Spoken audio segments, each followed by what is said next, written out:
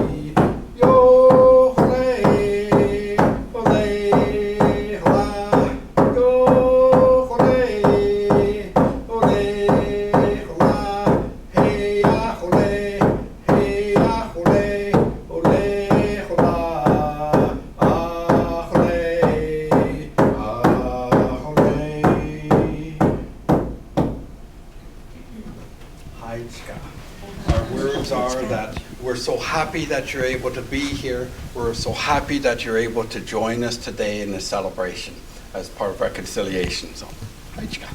Do you want to do your part? Mm-hmm. You want to do your part? Closing it? Closing? Closing my part of the singing. Yes, would you like this? This is fine. Thank you very much. Okay. Haichka, this is what we call our traditional handshake, we always say. Yeah, okay. She said she would have that all planned. Do you want me to go right ahead and start my presentation then? Yeah, sure. No, that would be fine. And work my way to me. Well, then you're next. After you. Norman, I didn't bring any. Oh, you didn't? Okay. Okay, yeah, that would be fine. I'll just, do you want to? I'll come around that way. Okay. So when we get a chance to talk about what we've brought, we can just put I've got two mics going. Yay. I can just get you to, if you want to put your artifacts up here on the table and on this table. I could actually bring out another table, and then people can just come and browse around them later.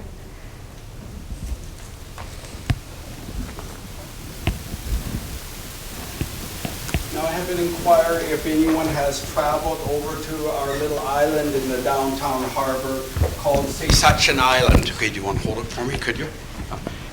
On the little island, has anyone traveled over to there? Yes, you have, lots of folks. Because that's where I work at, and I haven't done a tour with the group here, although we did a tour at Departure Bay, which was a very sacred village site for us. But I wanted to share a little bit of stories, if I can get myself organized here, to share a few stories about the island. And the island is something that goes back thousands of years. The word Seisachin means a place of healing and renewal of our spirit. And for over 10,000 years, that's what the island was used for. And so it's always been an honor to share about that island. And as part of that, I want to give away a gift to everyone that's here. Part of that is sharing some sacred stories of it, but also giving out what we call it a workbook. It starts out fairly straightforward as a book, but then some parts in it become quite complicated. And so what I'll do is maybe ask to pass that side, and then I'll pass some on this side, so that everyone can have a book that they can take home after. I work for Seisatchin Island, and the parent company is called Petroglyph Development Group, and that's who I work for as the parent company. And we printed these books, but we don't want them to just be placed on a shelf somewhere to be handed out, because people don't have the understanding of it if they just pick it up on the shelf. But if they have someone like myself, that I'm called the cultural tour guide or the ambassador of Seisatchin, they said that's the way we want it handed out, so that people can have an understanding of it. It tells a little bit about the island in the beginning, and then it has some demographics with the island of distance of the whole island, how big it is and whatnot. And then it tells a little bit about the island, a little bit of our Snuneymuxw history, the same as what's on our website, which is something that people could look up at snuneymuxw.ca. Or also now we have seisatchin.ca, we have that website too. The story that I want to share is the one that's on here about a white raccoon, or more than one white raccoon that we have on the island. And so in our language, a raccoon is called a halhales, and the white one is called a pakhalhales. And so the story goes that many years ago, we had what we called a transformer, and he came to that island. And he came possibly in the form of a human. And as he was walking, he came across an eagle. And an eagle is called a yahuala. And that eagle was struggling in the grass. And as he got closer, he seen there was a raccoon that had the eagle by the legs. Again, the raccoon is called a halhales.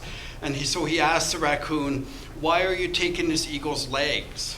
And that raccoon thought for a while, and he said, "Because if I hold on long enough, I'm going to learn how to fly." And he said, "No, that's never going to happen." "And how did you come to get these eagle's legs in the first place?" "Well, I was sneaking through the grass, and he didn't see me, and the grass was tall, and I grabbed him." He said, "Well, that's not going to happen anymore either.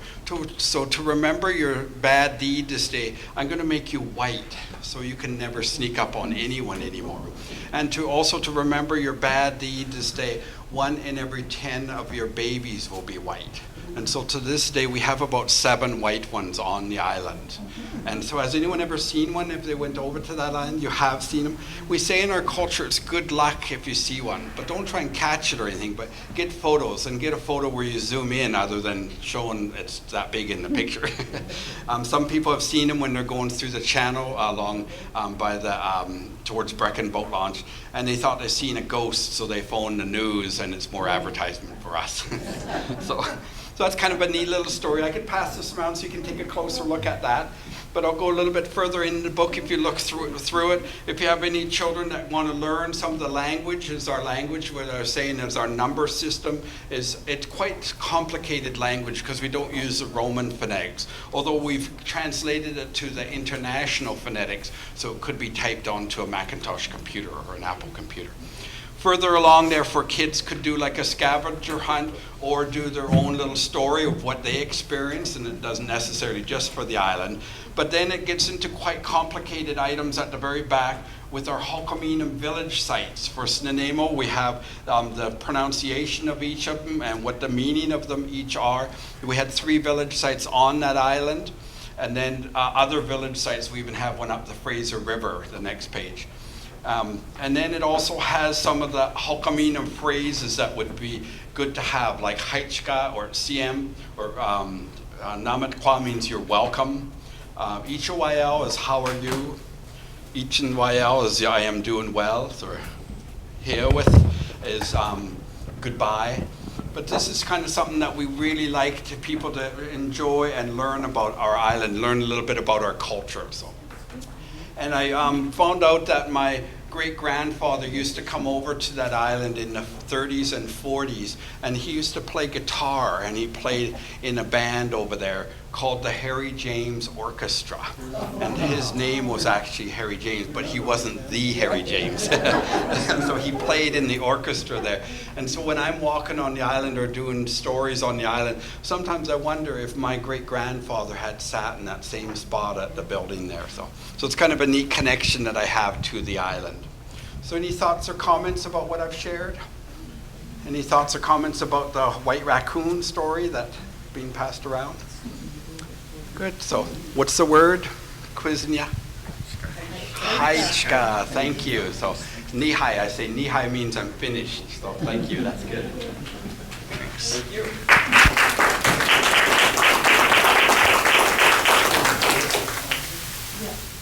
Okay, thanks, Dave. What I have here, I don't actually have the actual document. It's in the Nanaimo Community Archives, but it is one that I came across when I was doing some research there a couple of years ago, and it's a certificate for a Marine pilot. And Nanaimo being a sea town, it had a pilotage. So in other words, the pilots were the people who brought the ships into the dock. On the BC coast, pilotage district starts at Victoria and goes all the way north of Prince Rupert. So it still exists today. Marine pilots are still there bringing ships into the various ports.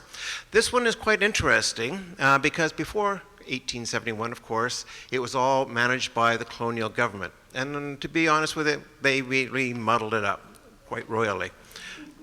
No pun intended. But once it joined Canada joined Confederation, the pilotage became federal responsibility, just as it is today, and we have different districts set up. In that time, there were 4. There was Victoria, Nanaimo, the Fraser River, and Burrard Inlet. Those were the 4 big destinations. Nanaimo was important, of course, because of the coal. Pilots could be certified for either the harbor they were attached to, or they could be certified for the whole coast. John Sabiston lived in Nanaimo. He was a Nanaimo family. He had come here with the Hudson's Bay Company as well, as many of the early pilots had done.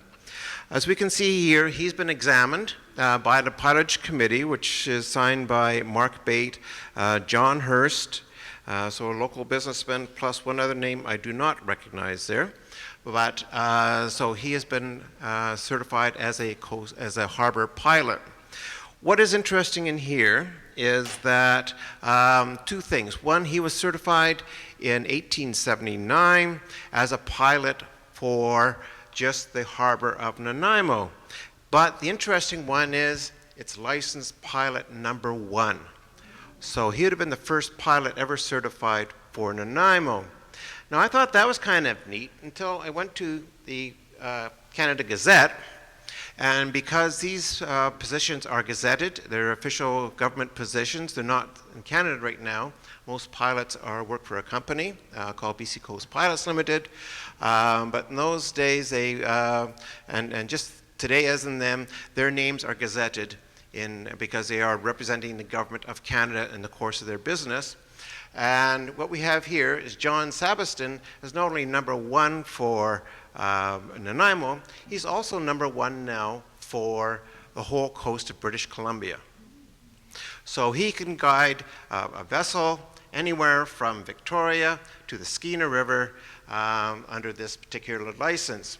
And it's quite interesting to see the license because you look at it and it says on the bottom, it's very hard to see, unfortunately. But it gives his age. In 1879, he was 52. He was 5 foot 8 inches. His complexion is florid. Color of hair is gray. Color of eyes is blue.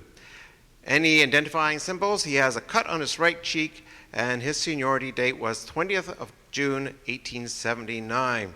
So he was, in those days, it would have been a senior pilot here on the coast. We also, in the archives, came across a very interesting letter from the Nanaimo Pilotage Authority.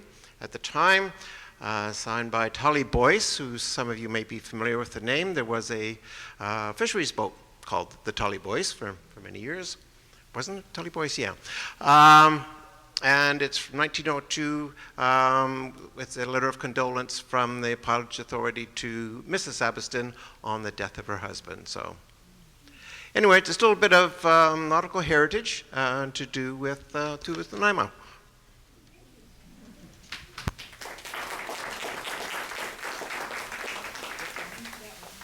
Hi, I'm Dallas Barney. I'm equal parts excited and terrified here, so bear with me.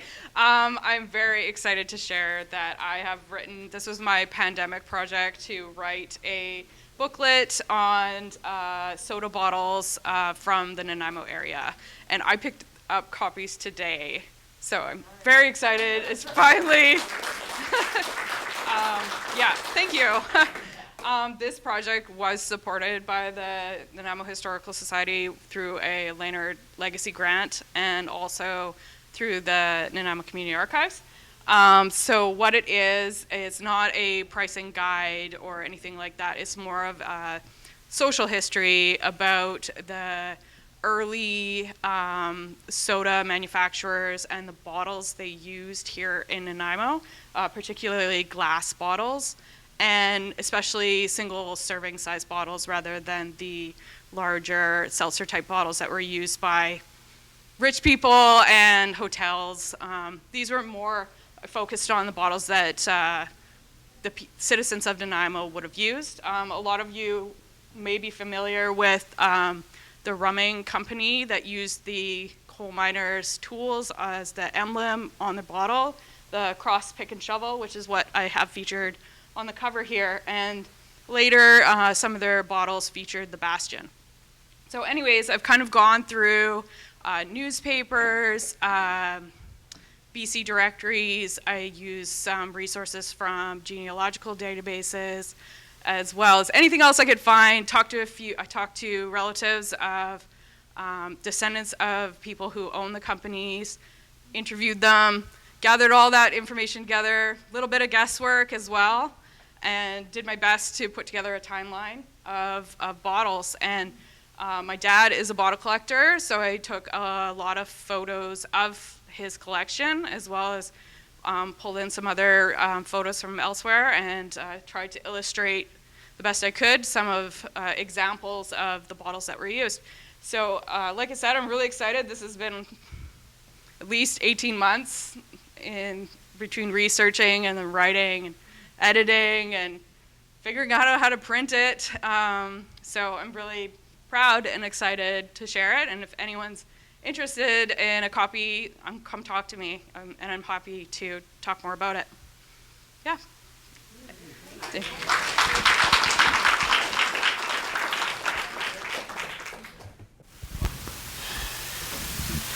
Hi, I'm Daryl Johnson, more commonly known as Dallas's dad.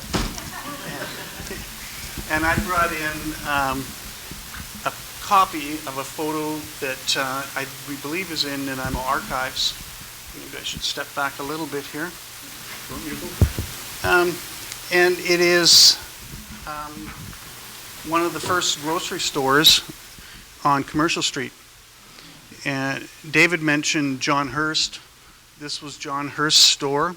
He was an early Nanaimo entrepreneur, owned quite a few businesses downtown. And this one was simply called Our Grocer. There's mention of it in Jan Peterson's book, Black Diamond City.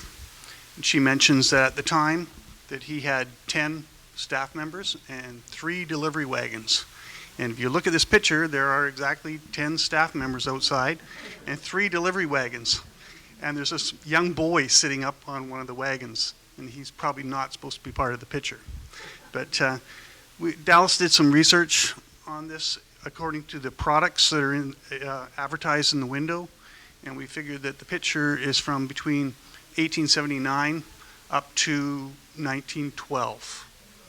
And because some of the products weren't available before that time or after. So it's an interesting picture. There's a side story, and that's the pricing on the side. A photographer obviously borrowed the picture. Christine said, from the archives, and then made copies and then sold them. And the original price was $95. That was slashed for a sale price of $65, lowered to half price, $47.50, down to $12.50, put on for $7. The 7 was changed to 5, and I bought it for $2. So there wasn't a lot of money made in that venture. But interesting picture, interesting to look at the products advertised, and also fun to spot the small boy. And he's the one with the blurry face, because if you didn't sit perfectly still for your pictures, you ended up blurry. And it could even, pardon me? Do you know where on commercial is that? That's a good question. We're thinking it is on the Corner of Commercial and Skinner. And then they built, after 1913, built another store more or less across the street. And that building is still here, still with us. But,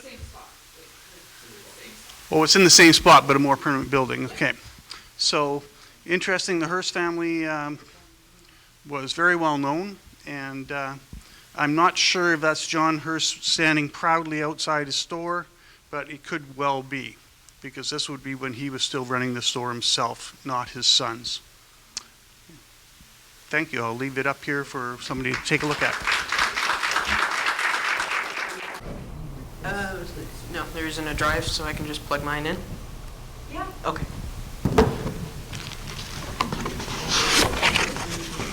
So, is anyone here familiar with the electric mining locomotives in the extension area? No? Okay. Well, this is piece of Dylan, can you equipment. introduce yourself first? Oh yes, I'm Dylan Johnstone. I've lived here my whole life, 16 years. And over the past few, I have really grown a prominent interest in Nanaimo's history. Anyways, as I was saying, this is a piece of a headlight from an electric mining locomotive in extension. Try and find something to stand it on.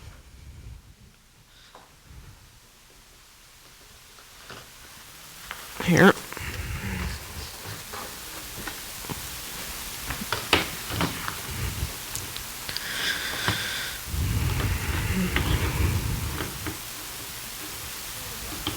There we go. Okay. So, what I would like to show you on this, so this is in Pennsylvania. Anyone familiar with the Westinghouse company? Okay, so this, the electric mining locomotives in extension were made by the Westinghouse company. And their products came from the United States. Specifically, the locomotives came from Pennsylvania. This is one in Pennsylvania. I'm not sure how well the resolution is turning out, but can you see a Y and an I on that? And then if you look at this, you can see there is a Y and an I on this. So that was sort of the decisive factor which identified it for confirmation. But anyways, if we look here, this is an extension. We can see there is a mining locomotive which used this particular headlight. And that's the front of the locomotive. And if we go to the back, we can see that it too has it there. And I'm not sure how many locomotives the extension mine had, but based on the photographs, I can identify 3 after the miners' strike. One of the locomotives was blown up partially. But anyways, This, I believe, is a photo shoot. If you look at the one individual in the center of the photograph, and then you go back and you look at the individual on the left, and you take into account specifically the buttons on the shirt and his mustache, I believe it's probably the same individual, so it was probably a photo shoot. Obviously, this would be going into the mine, and this would be coming out. Anyways, these are a couple other photographs of electric mining locomotives. But again, there's only one individual locomotive that I can identify which pertained to the minimum of 3 that were at the mine, 4 at one point. So bottom line is, it is possible that this may actually be the electric mining locomotive headlight hatch, as I will call it, that pertains to the photographs, or at least in one of the photographs. And for me, that's really quite fascinating, because it would be the first object that I have which was actually photographed. And it's just very surreal, because you, yes? Did you find it yourself? Yes, I did. Wow, that's cool. Yes, it was in a stream, which connects to the, it's actually a stream that comes from the extension mine itself. You know why is it Y and an ion? I have no idea, no. Yeah. And this is a little model of an electric mining locomotive, if anyone wants to pass it around. Let me just lift that as it's supposed to be. There we go. Did you make this? Yes, I did.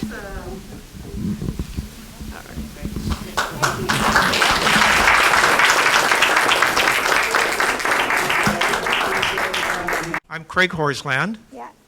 and my dad was actually the only veterinarian in Nanaimo from 1949 for quite a number of years.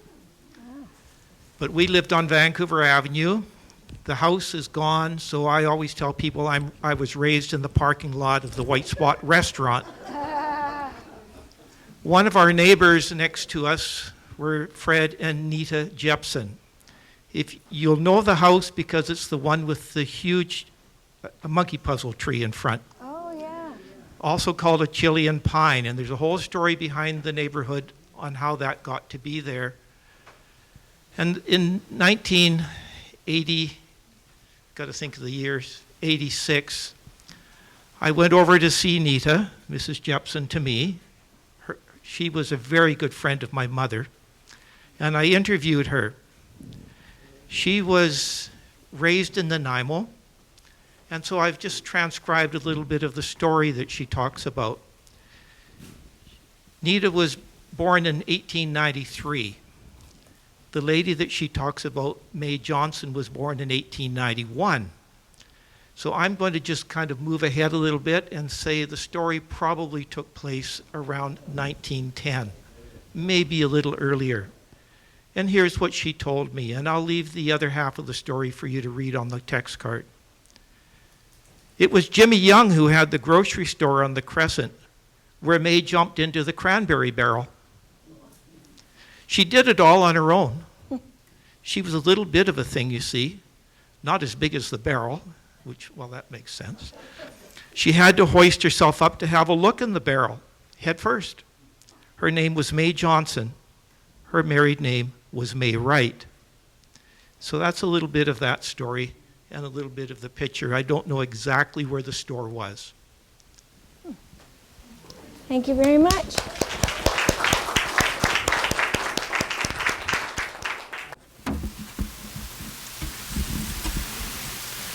This is a bit of an object here for you. Is an unused calendar from 1920 for A.J. Smith, who sold meat on the Crescent. It was kind of interesting in that the phone number, I don't know if you remember telephones before you had a dial. Does anybody remember? we just picked up the phone, and you'd hear a voice, operator, and you would give them the number. Now, A.J. Smith had a phone number of 125, and he would deliver meat. But if you asked for 124 instead, you got the delivery of the ambulance. Now, when I was a child, my mother told me that when we were on the phone and the operator came on and we were asking for 126, we were told not to say please, because it might sound like police.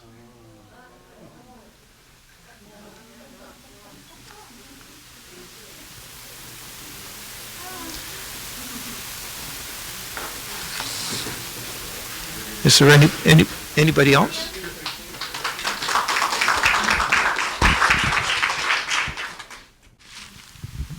Now, Dylan, you're going to be interested in this one. How many of you know where the Masonic Hall is on Commercial Street? Okay. Built in 1923. It's been a number of stores over the years. I was told, Mrs. Jepson told me it was the ladies' dress store.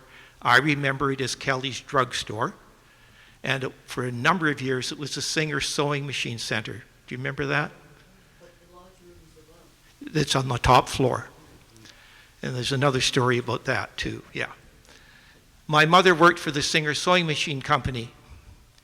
And on June the 15th, I can't believe I wrote the date down, of 1974, I went in to see her. She was working. And I knew that when you went into the back of the shop, it dropped down a few steps into a lower work area at the back. I said, do you think I could look in under the floor? Oh, go ahead. So I went in, and there was about a space about that high, and I could see dirt. So I crawled in. I was a little thinner then. And in I went, and I found 2 bottles sitting on the soil, as dry as can be. Silver Spring Brewing from Victoria. Now, it's not unusual to find the bottles, but what I find interesting is the story. And so I've used my imagination, and I'm assuming that they were building this Masonic Hall in 1923, and the workmen were laying the floorboards. It was getting on in the day, and so they pulled out a couple of ale, we call beer, more or less, and they had their drink, dropped them into the soil, and carried on nailing down the floorboards. And there they sat from 1923 until I found them in 1974. The other interesting little thing is, what is the alcoholic content of beer? I don't drink beer. 5%, 14. So you begin to wonder how many of the nails were straight from that point on in the day. What's the other bottle, the brand of the... They're both Silver Spring. Yeah.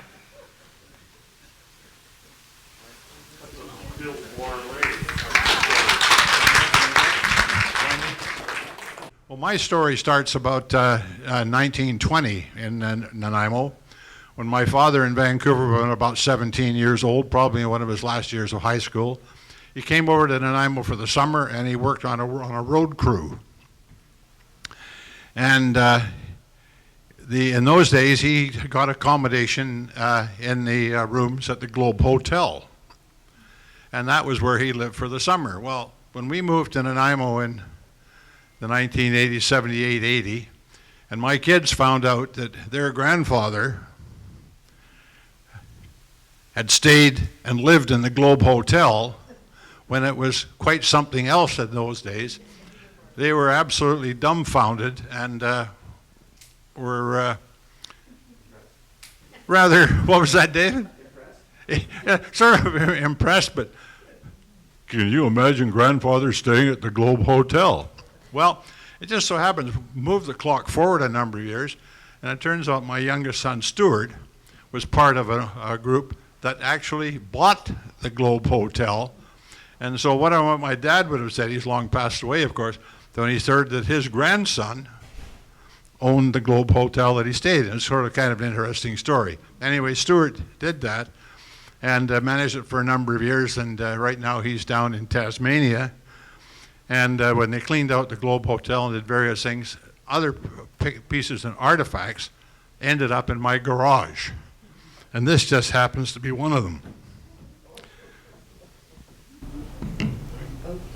So just give me a minute while I unhook the clips on this thing. You need help? Oh, no, there's only 4 of them. Give me a hand to hold it up, okay? Let me just unhook it. Drop them to the floor.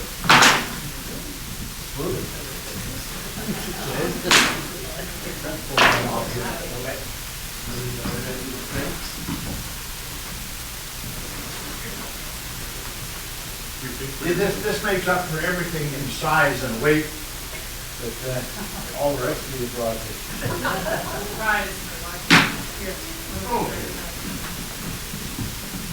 Ready, David? Sure. Lift this up. Pull that off the bottom. You know, I wish Jill Standard was here tonight, because it pulls out from inside. Are you ready? I'm ready. Okay. What could this be? Oh. Put it on the floor.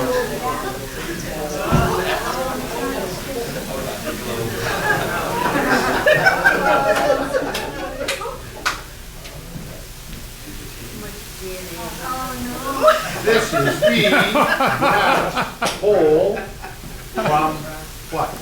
They said if Jill Standard were here, she would be up dancing. I'm absolutely certain. Well, give us a demonstration there, Phil. You got, yeah, thank you very much. Anyway, this is the brass pole from the Globe Hotel. I don't know what it's worth. I don't know what's going to become of it. It'll take up a hell of a lot of weight, but I think it's solid brass. It has worked a lot. Oh, no, it's much more fun talking about it. So there you are. This is my first meeting, and I feel like I've taken over. F.W. Woolworths was way down on the corner of Terminal Avenue and Commercial Street. I don't know if you remember the store. Some of you will. Anyway, as I said, we were on Vancouver Avenue. My mother told me, and I was about age 4, to get myself dressed. We were going to walk downtown. It was quite a hike for a 4-year-old. But I had other things to play around with on her dresser table. Anyway, off we went. We got into Woolworths, the 5 and 10 cent store, and they had a counter at the front for drinks, and they had fans over the counter. The store was filled with all kinds of interesting things, but at the very back was the toy department. And they had all these little toys divided with glass dividers. But they also had a nice shelf suspended just at the right height for a little kid. And I was playing with the cars. And then my mother came along. She said, "We have to go home now." But I had other ideas. I wanted a 10-cent car. And I was going to get the car. And I told her I wanted the car, and she started walking out to the front of the store. And I said, "I want the car." I got a little louder. And she kept going, so I thought, well, I have to keep up to my mother. Finally, we got up to the front. And I decided she was going to go out of the store without that car, and I needed it. I wanted it. And I started to put on a tantrum. And I remember 2 old ladies who were probably younger then than I am now, but they looked old to me, white hair, little hats, and I was jumping up and down. Well, in getting ready that morning, I had forgotten one important thing. because on one of the jumps up and one of the jumps down, my pants went down. And my mother took an opportunity that wasn't to be missed. Well, don't get ahead of me. And she took one swat at my bum, pulled my pants up, and we were out the door of that store. Did I have a car? No. What I had forgotten were my suspenders.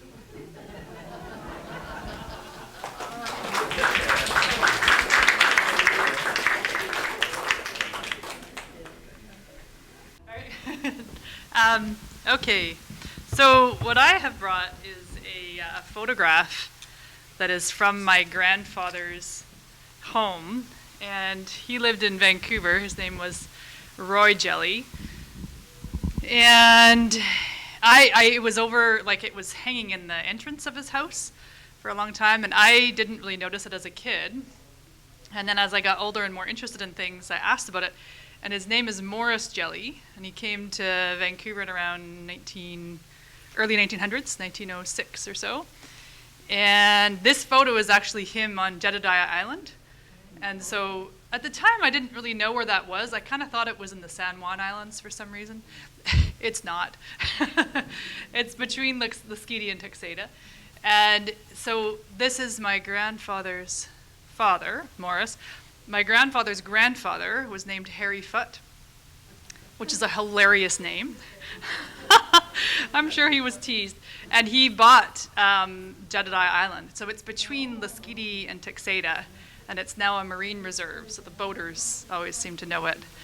And so I've done a bunch of research about him. My grandfather's father had 3 sons, speaking of infant mortality.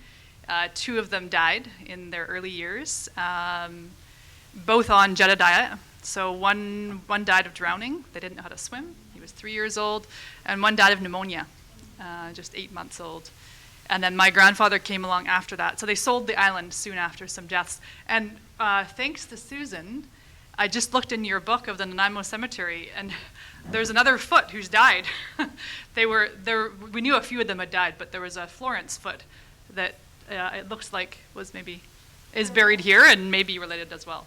And then out of this photo and a bunch of research, I put together a book that I haven't launched yet, but it is done, and it's called Our Homes on Indigenous Lands, Stories of My Ancestors Across Turtle Island. And it really comes from, so Dave's stories started us off, and so I've always known we're still on Indigenous lands, but we often don't know the stories and don't connect the dots. So that's what I was doing, is trying to connect the dots between the Tulalumine land that my ancestors were on and what was happening for them, and then what was happening for my ancestors. So I did the research as best I could on both sides of the equation, and had an amazing many year learning journey doing so. So it has bits about Jedediah and some dramatic, tragic sort of outcomes on Jedediah, but it also has stories from across Turtle Island, across North America. So that's my thing. Thanks, Malie. Yeah, it is now. We need a stand to hold this up, because we all have pictures and things to share. So I'll just take mine out.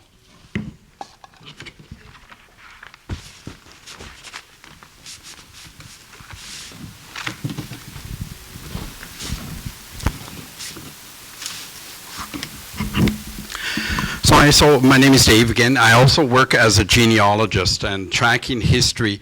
Maybe I could get you to hold this. It's just, without a stand, it's very difficult. Okay. So as a genealogist, we're forever looking through old records and photos and seeing what we can find. And one of the oldest ones I found, when I was telling about my great-grandfather from Sasquatch Island, he used to bring his artwork, and he would display. Everyone remember where the old Eaton store used to be downtown Nanaimo? At the Eaton store, he used to display his stuff in the window. And there was a picture of one of his displays he had in the window at the old Eaton store. But he said too many people were coming there and taking pictures of it, so he took them all out of there, and he didn't want them in there. But his ancestry traces to the north, so I found a picture of him when he was young. He was born in 1858 and died in 1959 at 101 years old. When he passed away, the city of Nanaimo shut down for the day to recognize that he died. When he was gifted actually to Nanaimo from the Kwakwaka'wakw people from a place called Village Island. And he had a naming potlatch here. And I took a picture of the house post on the front of his house. And that was where he came, what he represented the double wolf clan that he came from. His potlatch went on for 1 month. And the Nanaimo people had never seen a potlatch ever go for that long. At his potlatch, he sang a song that lasted for 6 days. And it was called the 6-Day Song. And that was the last time it was ever sung in my family. Because that's the lineage he came from in the north.